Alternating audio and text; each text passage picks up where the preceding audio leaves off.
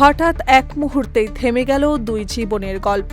সড়কে কাভার্ড ভ্যানের বেপরোয়া ধাক্কায় প্রাণ হারালেন দুই মোটরসাইকেল আরোহী। মুহূর্তেই এই দুর্ঘটনায় এলাকায় নেমে এসেছে শোকের ছায়া। 11 মে সকালে কেবি ইটভাটার সামনে এই মর্মান্তিক দুর্ঘটনাটি ঘটে বলে জানিয়েছে নাভারন হাইওয়ে থানার ভারপ্রাপ্ত কর্মকর্তা গোপাল কর্মকার। নিহতরা হলেন শার্শা উপজেলার উলাশী গ্রামের সিদ্দিকুর রহমানের ছেলে শাহিন হোসেন এবং তোফাজ্জেল হোসেন। পুলিশ ও স্থানীয় সূত্রে জানা যায়, সকালে শাহিন হোসেন নিজের জমির কাঁচামরিচ বিক্রির উদ্দেশ্যে তোফাজ্জেল হোসেনের মোটরসাইকেলে করে নাভারন বাজারে যাচ্ছিলেন। পথে বিপরীত দিক থেকে আসা একটি কাভার্ড ভ্যান হঠাৎ নিয়ন্ত্রণ হারিয়ে সজোরে তাদের মোটরসাইকেলে ধাক্কা দেয়। এতে মোটরসাইকেলটি দুমড়ে মুচড়ে যায় এবং ঘটনাস্থলেই দুজনের মৃত্যু হয়। দুর্ঘটনার পরপরই কাভার্ড ভ্যানের চালক ও সহকারী গাড়ি ফেলে পালিয়ে যায়। পরে পুলিশ ঘটনাস্থল থেকে মরদেহ উদ্ধার করে এবং ঘাতক গাড়িটি জব্দ করে থানায় নিয়ে যায়। পুলিশ জানিয়েছে, চালক ও সহকারীকে শনাক্ত করে দ্রুত গ্রেফতারের চেষ্টা চলছে।